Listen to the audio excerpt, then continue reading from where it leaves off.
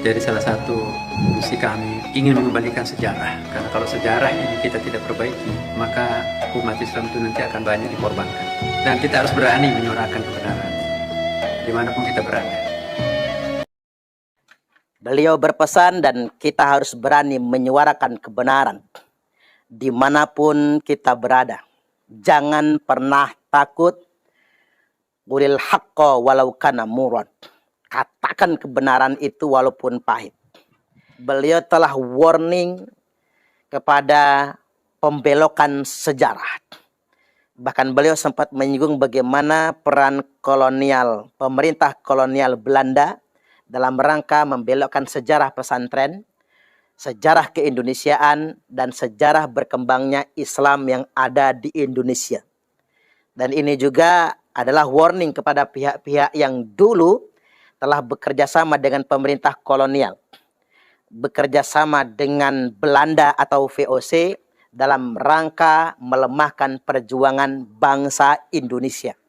Seperti yang kita kenal diantaranya misalnya Habib Usman bin Yahya yang digelar sebagai Mufti Batavia, yang kemudian berkali-kali mendapatkan penghargaan Ratu Belanda. Mufti Batavia ini bekerja sama dengan Senok Horgronya untuk melemahkan perjuangan rakyat Indonesia. Bahkan hari ini kemudian kita menyaksikan adanya pembelokan sejarah, di mana sejarah berkembangnya keislaman keindonesiaan ini diklaim sebagai jasa-jasa Bani Ba'alwi, jasa-jasa para habaib kata mereka. Mereka mengklaim kalau tanpa habaib, bangsa Indonesia ini masih menyembah batu, menyembah pohon. Pernyataan ini justru sangat merendahkan bangsa Indonesia. Kita tunggu orang-orang yang membuat pernyataan tersebut untuk meralatnya. Karena yang kita ketahui, para Ba'alwi yang datang dari Yaman, yang konon katanya di Yaman pun mereka bukan penduduk asli Yaman, tapi mereka ini merupakan imigran juga. Lantas kemudian mereka dengan arogannya ngaku-ngaku sebagai anak cucu Nabi, dan mengklaim bahwasanya sejarah berkembangnya Islam di Indonesia ini atas jasa mereka. Ini kan sebetulnya pengaburan sejarah, pembelokan sejarah. Padahal berkembangnya Islam di Indonesia ini atas jasa Wali Songo. Dan Wali Songo ini bukan Ba'alwi. Nah, hari ini kita dihadapkan dengan distorsi sejarah. Orang-orang itu mengklaim Wali Songo merupakan Ba'alwi.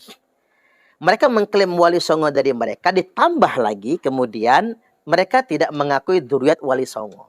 Ini pasti ada kepentingan. Saya jadi ingat dengan yang disebutkan dalam buku Secret of Freemasonry, bahwasanya untuk menguasai suatu bangsa, strateginya ada 3. Yang pertama, kaburkan sejarah mereka. Yang kedua, hancurkan semua situs-situs sejarah mereka. Dan yang ketiga, belokkan sejarah mereka. Nah, ini ada upaya yang sifatnya terstruktur dan masif untuk membelokkan sejarah Wali Songo, bahkan untuk membelokkan sejarah bangsa Indonesia. Buktinya sejarah kita dikaburkan, sejarah kita dibelokkan, situs-situs sejarah kemudian dihancurkan, lantas kemudian dimunculkan situs-situs baru berupa makam-makam palsu. Ada 3.000 makam-makam palsu di Indonesia ini, yang pada akhirnya muaranya untuk membangun klaim tentang Ba'alwi yang sangat berjasa untuk bangsa Indonesia. Saya yakin betul Pak Menteri Agama, Profesor Dr. Kiai Haji Nasaruddin Umar sedang kasih warning ke sana. Orang yang telah membuat situs-situs palsu, makam-makam palsu, pembelokan sejarah, sejarah bangsa Indonesia diklaim, pahlawan-pahlawan kita juga diklaim. Ini merupakan warning kepada Ba'alwi. Nah, mengapa kemudian orang melakukan pembelokan sejarah dan pengaburan sejarah? Ya, tiada lain, tiada bukan sebetulnya. Kepentingannya dalam jangka panjang ingin menguasai bangsa Indonesia.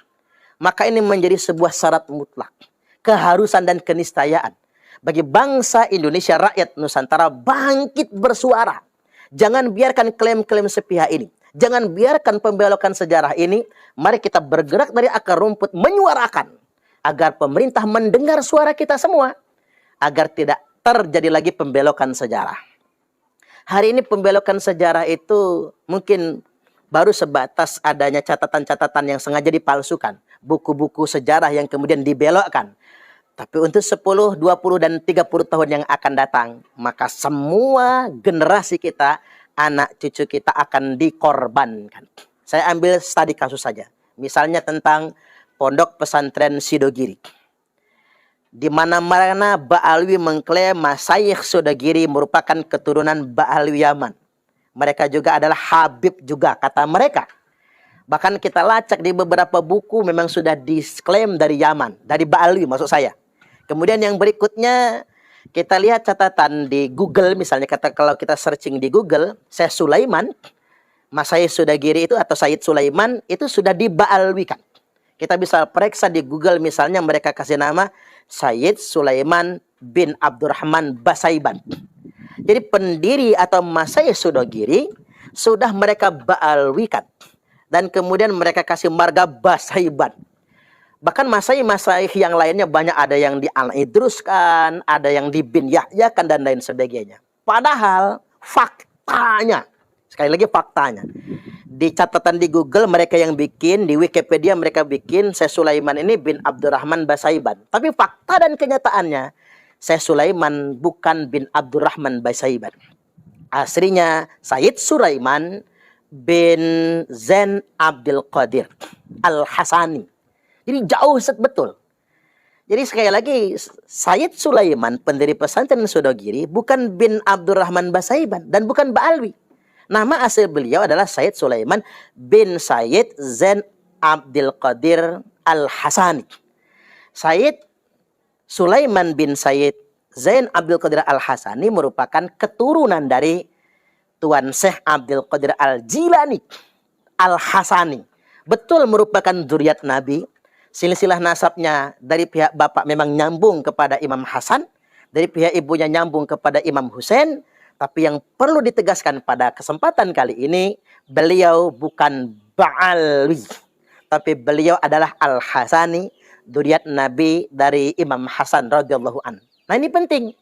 Bahkan Sidogiri sudah mendapatkan isbat internasional, isbat dari Maroko sebagai keturunan dari Syekh Abdul Qadir Al-Jailani. Tidak sebagaimana Ba'alwi yang telah mengklaimnya. Nah ini tadi kasus dari pembelokan sejarah pesantren Sidogiri, dapat kita ambil pelajaran untuk kita semua betapa mereka gampang sekali membelokkan sejarah, gampang sekali memanipulasi sejarah, bahkan mereka berani berdusta atas nama Nabi Sallallahu Alaihi Wasallam. Termasuk sejarah pesantren tertua, yakni pesantren Al-Kahfi yang didirikan oleh Sayyid Abdul Kahfi Somlangu. Sayyid Abdul Kahfi Somlangu mendirikan pesantren tertua se-Asia Tenggara. Jadi kalau ingin tahu pesantren tertua di Indonesia bahkan di Asia Tenggara adalah Pondok Pesantren Al-Kahfi Somlangu, Kebumen. Dan beliau juga merupakan keturunan Syekh Abdul Qadir Al-Jilani, bukan Ba'alwi. Saatnya kita semua bangkit, mari semua dzurriyyat Wali Songo, mari kita semua bangkit untuk menyuarakan, meluruskan kembali sejarah kita yang telah diklaim orang lain. Bukan cuma sejarah Wali Songo yang mereka belokkan, ternyata sejarah bangsa dan negara kita juga telah mereka belokkan. Pahlawan-pahlawan mereka kemudian dipaksa untuk diba'alwikan, lalu kita dipaksa untuk menjadi pendengar setia, membenarkan apapun yang mereka sampaikan. Dan satu hal lagi, untuk kita masyarakat yang ada di Lampung, sudah ada banyak selebaran yang dibagikan di Makom Keratuan Darah Putih atau Makom Raden Intan, yang di sana dituliskan bahwasanya Raden Muhammad Zaka atau Raden Muhammad Aji Saka atau Ratu Darah Putih diklaim merupakan keturunan Ba'alwi. Padahal Keratuan Darah Putih atau Raden Muhammad Zaka atau Muhammad Aji Saka terkonfirmasi merupakan keturunan Sunan Gunung Jati, dan Sunan Gunung Jati merupakan keturunan Syarif Abdullah Umdatuddin atau Raja Mesir, Sultan Mesir. Artinya kita masyarakat di daerah pun harus berhati-hati. Ingat para leluhur kita akan selip sedikit diba'alwikan, diklaim sejarahnya. Dan siapapun putra-putri bangsa Indonesia yang leluhurnya telah diba'alwikan tapi diam saja, maka saya pastikan dia telah berkhianat kepada nenek moyangnya, telah berkhianat dengan orang tuanya, telah berkhianat dengan bangsa Indonesia, bahkan telah berkhianat kepada Rasulullah Sallallahu Alaihi Wasallam. Semoga ini semua bermanfaat. Assalamualaikum warahmatullahi wabarakatuh. Dan sebagaimana Ba'alwi yang telah mengklaimnya. Nah ini tadi kasus dari pembelokan sejarah pesantren Sidogiri, dapat kita ambil pelajaran untuk kita semua betapa mereka gampang sekali membelokkan sejarah, gampang sekali memanipulasi sejarah, bahkan mereka berani berdusta atas nama Nabi Sallallahu Alaihi Wasallam. Termasuk sejarah pesantren tertua, yakni pesantren Al-Kahfi yang didirikan oleh Sayyid Abdul Kahfi Somlangu. Sayyid Abdul Kahfi Somlangu mendirikan pesantren tertua se-Asia Tenggara. Jadi kalau ingin tahu pesantren tertua di Indonesia bahkan di Asia Tenggara adalah Pondok Pesantren Al-Kahfi Somlangu, Kebumen.